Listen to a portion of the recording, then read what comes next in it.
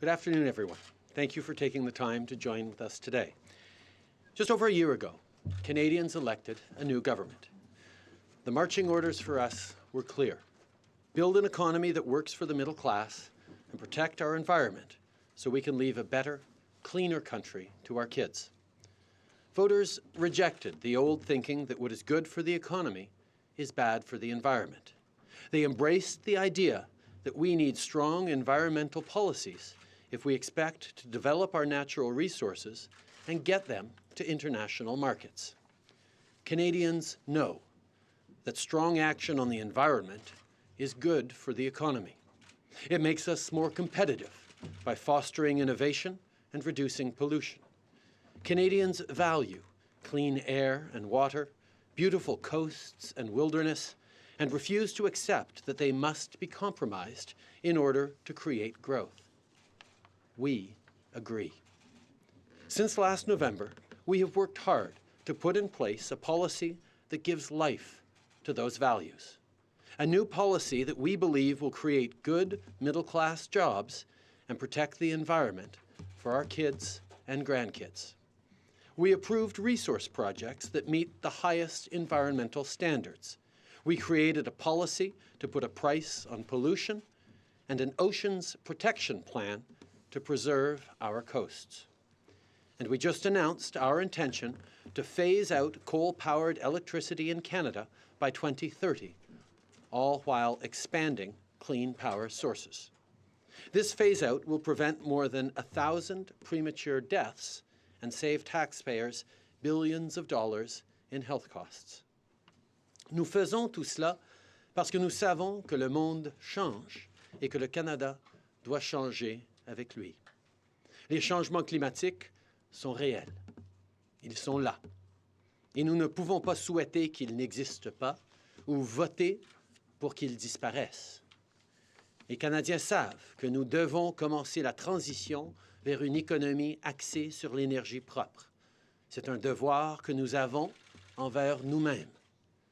Nous devons nous assurer que notre économie est plus concurrentielle, mais nous avons aussi un devoir envers nos enfants et nos petits-enfants afin de leur laisser un environnement plus propre.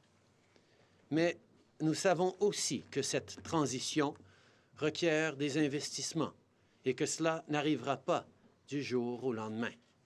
Pour financer ce changement vers un monde non dépendant du carbone, nous devons créer de bons emplois et générer une croissance forte.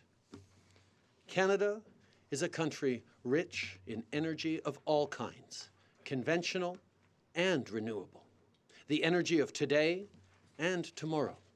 That is a unique and tremendously positive place to be in the world. I have said many times that there isn't a country in the world that would find billions of barrels of oil and leave it in the ground while there is a market for it. But it isn't enough to just exploit that resource for our short-term interest. Our challenge is to use today's wealth to create tomorrow's opportunity. Ultimately, this is about leaving a better country for our kids than the one we inherited from our parents. Today, we are taking a strong step in that direction. We are here to announce the Government of Canada's decisions on major energy projects and the fulfillment of some very significant commitments we made to Canadians during last fall's election campaign. We said that major pipelines could only get built if we had a price on carbon and strong environmental protection in place. We said that Indigenous peoples must be respected and be a part of the process. And we said that we would only approve projects that could be built and run safely. That's how we've come to today's decisions. First, the Government of Canada has approved the Kinder Morgan Trans Mountain Expansion Project. This pipeline will twin an existing line that has been in operation since 1953, which extends from Edmonton, Alberta, to Burnaby, British Columbia. The project will effectively triple our capacity to get Canadian energy resources to international markets beyond the United States. It will create 15,000 new middle-class jobs, the majority of them in the trades. This major initiative will get hardworking Canadians back to work, put food on the table for middle-class families, and grow and strengthen our communities. It will give much-needed new hope to thousands of hardworking people in Alberta's conventional energy sector who have suffered a great deal over the past few years. Aside from the many and obvious economic benefits, we approved this project because it meets the strictest of environmental standards and fits within our national climate plan. We will require that Kinder Morgan meet or exceed all 157 of the binding conditions set out by the National Energy Board. These conditions address potential impacts on Indigenous communities, the protection of local wildlife, and the offset of greenhouse gas emissions during construction. And let me say this definitively, we could not have approved this project without the leadership of Premier Notley and Alberta's Climate Leadership Plan, a plan that commits to pricing carbon and capping oil sands emissions at 100 megatons per year. We want to be clear on this point because it is important and sometimes not well understood. Alberta's climate plan is a vital contributor to our national strategy. It has been rightly celebrated as a major step forward both by industry and by the environmental community. Le plan de l'Alberta prévoit le plafonnement des émissions liées au sable bitumineux à moyen terme, mais permet une augmentation de la production par rapport au niveau actuel. Aujourd'hui, les oléoducs du Canada sont utilisés à pleine capacité. Cela veut dire que si la production augmente de façon significative, nous serons forcés de trouver d'autres moyens d'acheminer le projet jusqu'au marché.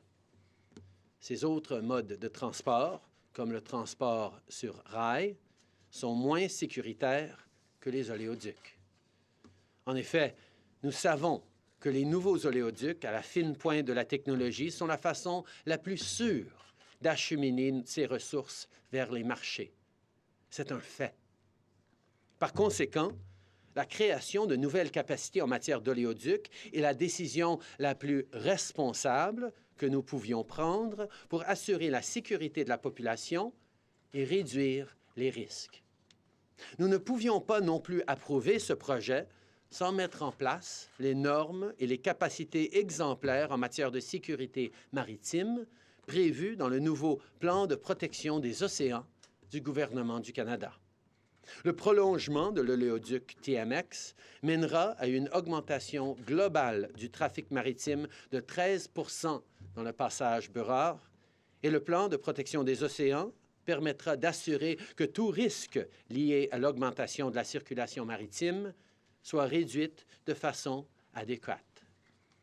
We understand and share the deep and abiding sense of responsibility British Columbians feel for our spectacular West Coast. Indeed, it is a personal issue for me. I spent much of my childhood with my grandparents on the coast and on the water. I worked and lived in BC for years as a teacher. Now, I have heard and listened very carefully to the many diverse perspectives that exist in BC on this project. Indeed, one of its most articulate and substantive critics is a caucus colleague, Terry Beach. Others will be opposed to this project for their own reasons. We respect that, and we respect their right to hold and voice their beliefs. But to them, and to all Canadians, I want to say this. If I thought this project was unsafe for the BC coast, I would reject it. This is a decision based on rigorous debate, on science, and on evidence. We have not been and will not be swayed by political arguments. be they local, regional, or national. We have made this decision because we are convinced it is safe for BC and it is the right one for Canada. It is a major win for Canadian workers, for Canadian families, and for the Canadian economy now and into the future. Second, we have also approved the Line 3 replacement project. This project replaces over 1,000 kilometers of an existing pipeline from Hardisty, Alberta to Gretna, Manitoba. It will create 7,000 new good jobs for tradespeople, and it will be required to meet or exceed 37 binding conditions from the National Energy Board. À la fin de la journée, c'est une question de sécurité. Au sujet de la canalisation 3, la réalité est celle-ci. Cet oléoduc vieillissant a vraiment besoin d'être remplacé. Une fois terminée, cette infrastructure permettra d'augmenter l'efficacité, d'améliorer la sécurité en milieu du travail, ainsi que la protection de l'environnement. Elle permettra également d'assurer que la technologie la plus récente soit utilisée pour prévenir les fuites. Ces deux projets sont d'intérêt national. TMX a une valeur stratégique unique puisqu'il permettra aux ressources énergétiques traditionnelles du Canada d'avoir accès à des marchés internationaux au-delà des États-Unis. Et la canalisation 3 permettra de renouveler une infrastructure vieillissante et garantira notre capacité à fournir des ressources à notre partenaire commercial le plus important et le plus précieux. Ensemble, ces projets créeront des milliers de bons emplois pour la classe moyenne du Canada. Ils généreront également des milliards de dollars de revenus pour tous les paliers gouvernementaux. C'est de l'argent que nous pourrons investir dans nos hôpitaux, nos routes et nos initiatives en matière d'énergie propre. These projects have received government approval because they meet our standards on the environment. But not all pipelines meet these strict criteria.